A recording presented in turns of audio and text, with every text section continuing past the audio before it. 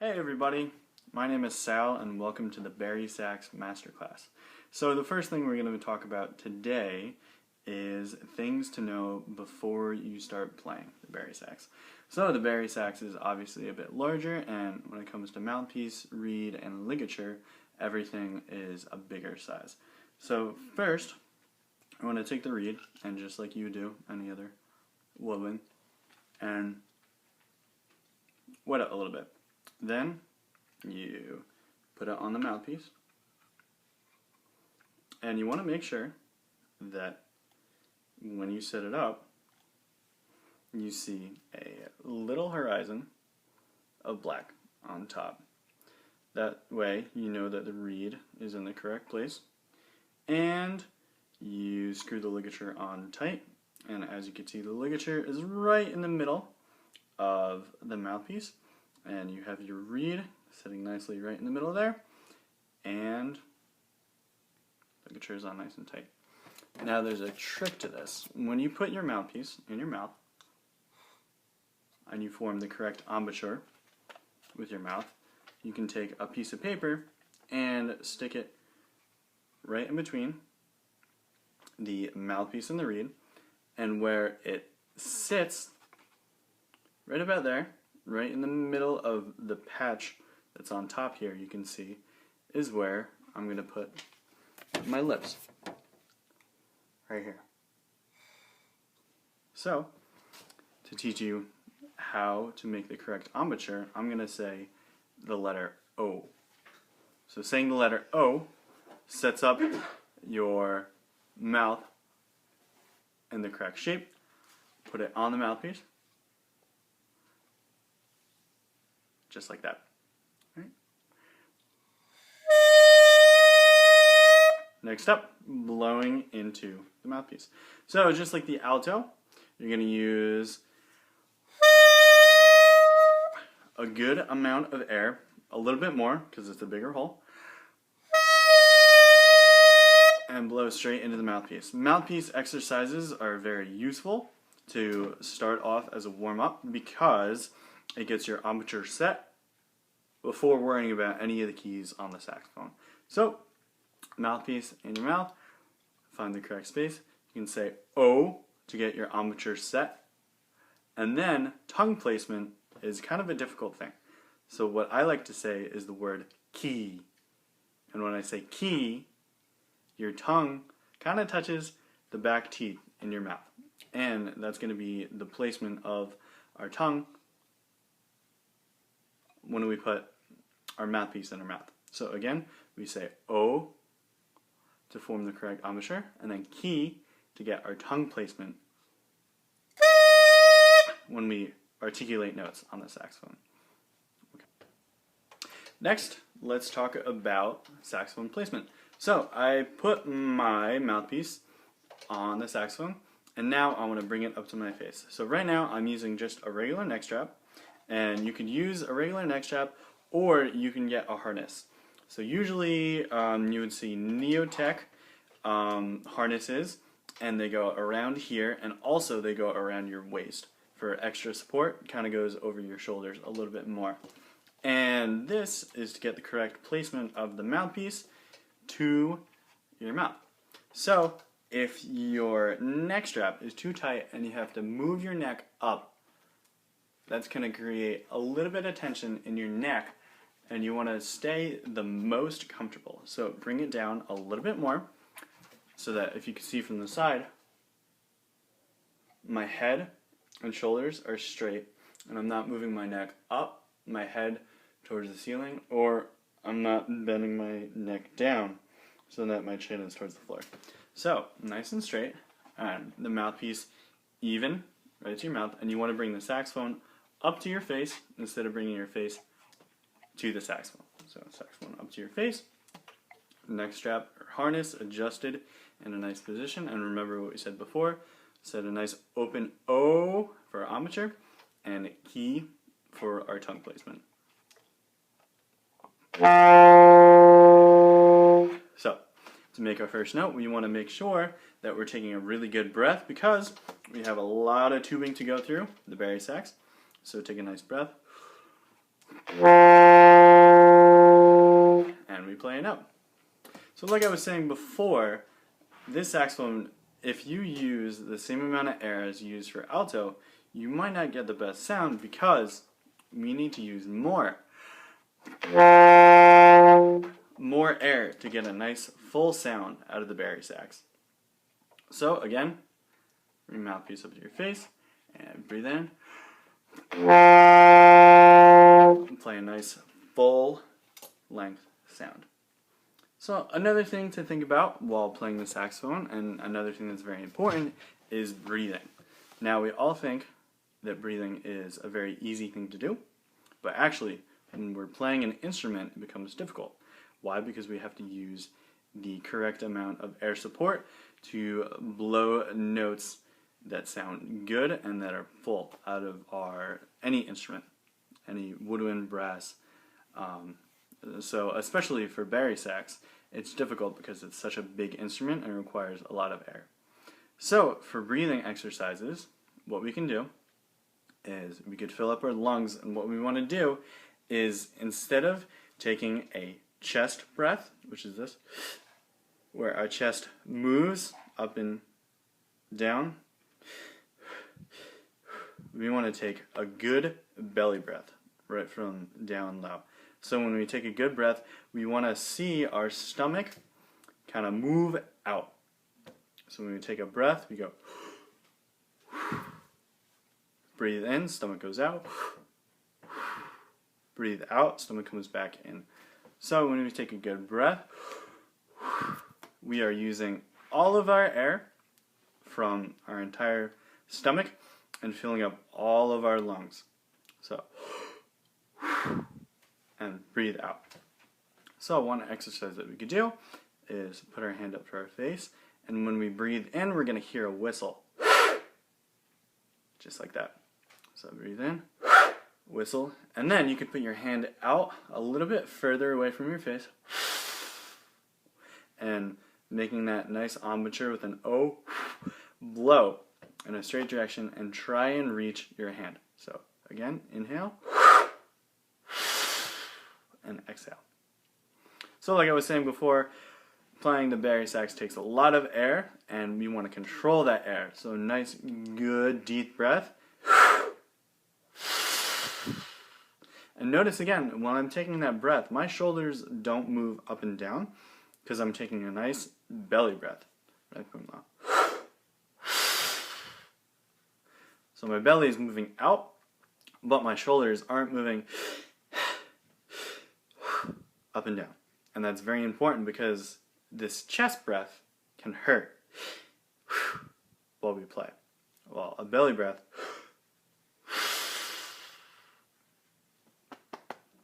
is good. So now I want to take a little time to talk to everyone about gear. So what I have here, this mouthpiece right here, is a Van Doren Optimum mouthpiece for bari sax. And this is the BL3. So for Van Doren, they come in different numbers. If you have an alto sax, you'll have an AL3579. If you have a tenor sax, it'll be a TL3579. And bari sax comes in BL3579. Now what do the numbers mean?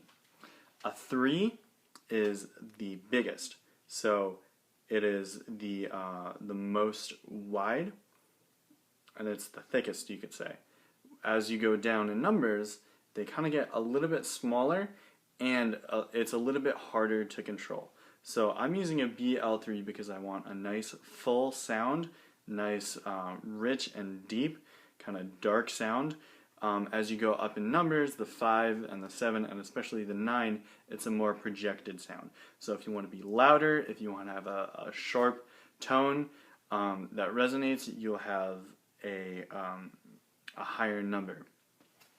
And on here, I just have a little mouthpiece patch right on top. It's a little piece of rubber so that my teeth don't dig down into the mouthpiece itself. Next thing I want to talk about is reeds. So I also use Van Doren reeds, and they come in different strengths. So what that means is the thickness the strength is the thickness of the reed. So I have right here a Van Doren 3. A Van Doren 3 is probably the most typical reed that people use.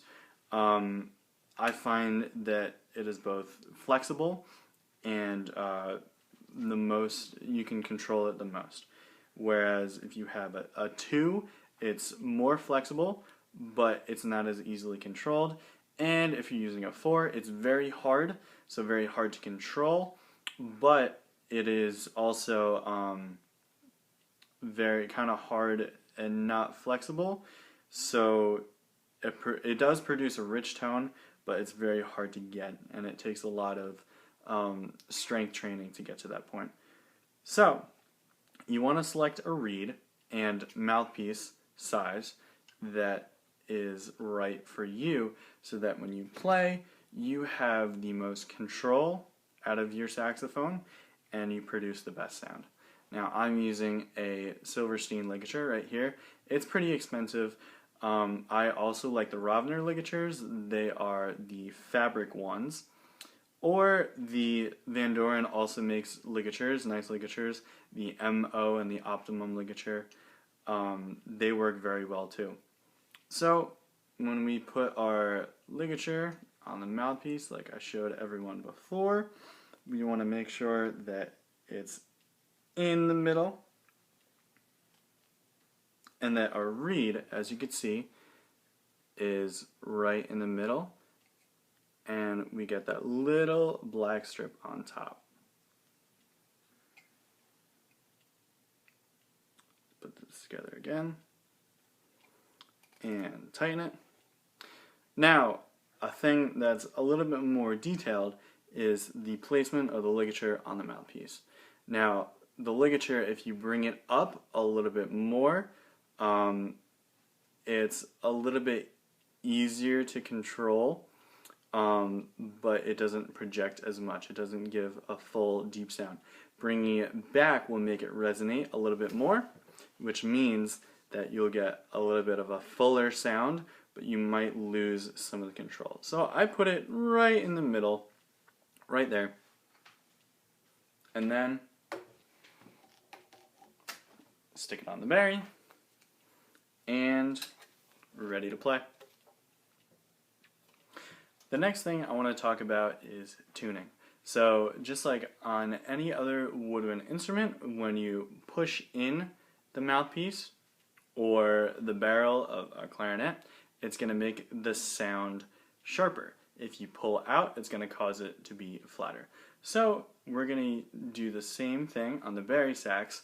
If it is sharp, we pull out, and if it's flat, we push back in. So I have a tuner on my phone right here. This is called Tonal Energy, and this is a great app we could use to make sure that we're in tune.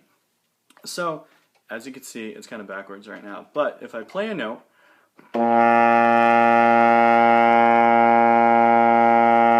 it gives you a nice smiley face when you're in tune. And if you're sharp,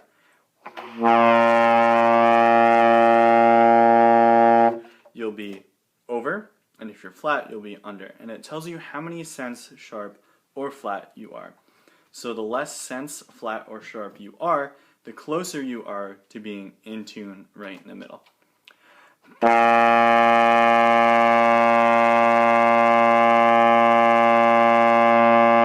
So right now that's at -5, which means I'm about 5 cents flat. So a little bit flat, which means I don't really have to do anything yet to my mouthpiece. I just have to adjust my embouchure. And we can get into that a little bit later. But let's just say we were really flat. That would mean that we take our mouthpiece and we push in just a little bit and then retune to see where we are. So, tuning notes on the saxophone, in specific Bari sax, we can tune R, E, R, C, are really good reference points to tune. Also, we typically, if we're in band, we will typically use RG, which is B flat in concert, and A, which is our F sharp. Now we can do different options with that. We can do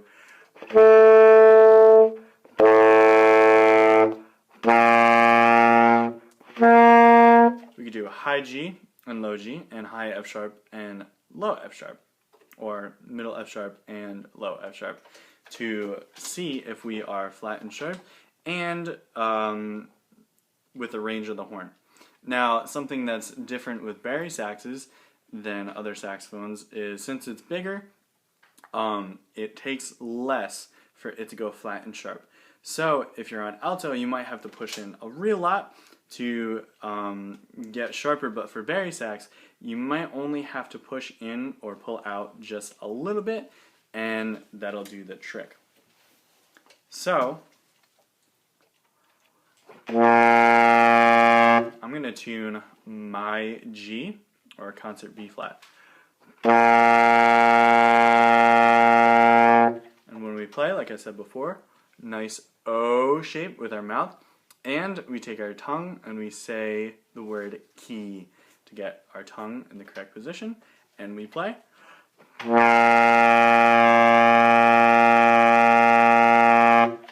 And a great exercise to do while we're playing our first few notes, just to see what the bari sax is like, and to get the best tone out of it, is to do long tones. So what we do is we hold a note out and try and get it as consistent as we can, which means we play the note and we hold it out and we try and get the same tone for the entirety of playing it.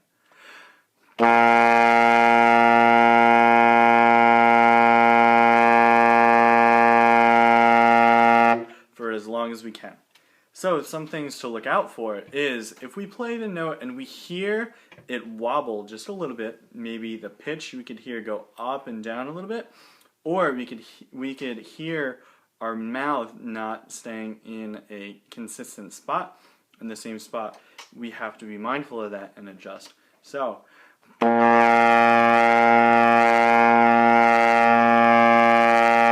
if we hear kind of those waves a little bit, we can readjust our mouth on the mouthpiece and see where we can be the most consistent with our air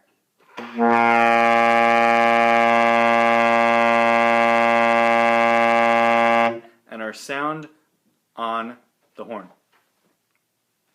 So the bari sax is in the same key as the alto sax is. So we're in the key of E flat, which means that the tenor and the soprano are in the key of B flat. So for the bari sax, we play the same notes as the alto sax would. And a G, here we go, a G, 1, 2, 3, is still the same as alto sax and tenor sax, because they're all the same fingerings. But if you see notes on the page, they might be different from tenor sax music or soprano sax music. So when we play, we are going to play just like we're playing any other sax, but make sure we have a more air support and more mouth on the mouthpiece, so we can produce a bigger, fuller sound. So we just did long tones, and we can do long tones up and down the scale. We can start with G, or we could start with C, and go up and down. Now, when you come to a point where you can't play a note, say a low note, go to the one before it or a few before it and try to go lower or higher. So let's just say we are working down the scale from G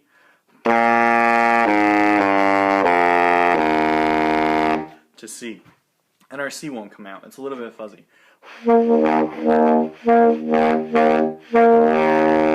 It doesn't sound quite right.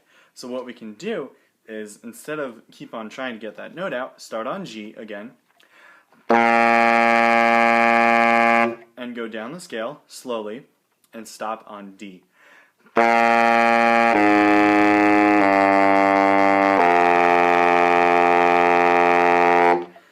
Now, we start on E and go down the scale again.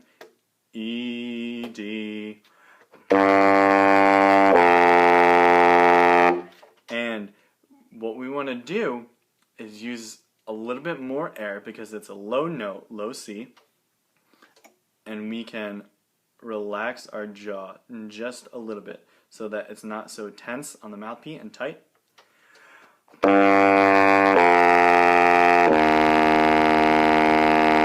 To get that nice, full, low sound.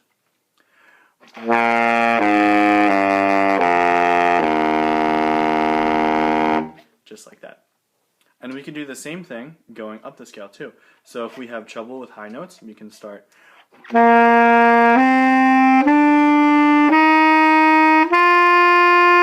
So start on high G, and we'll go up the scale D, E, F sharp.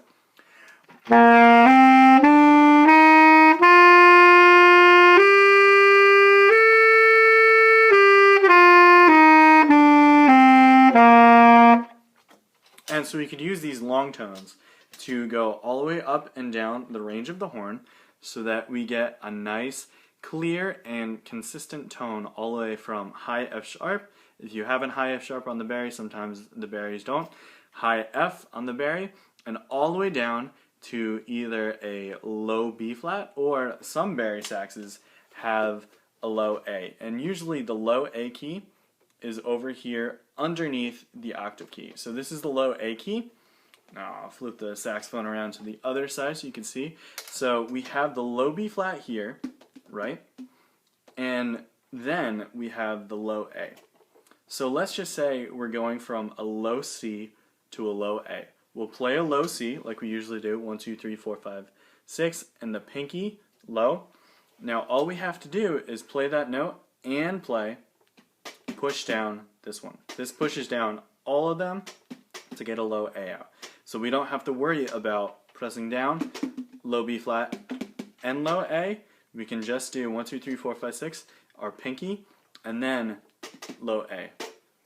But we can, if we're going back and forth between a low B flat and an A, we could push down the low B flat key and push down the A, and that'll go between low B flat and low A.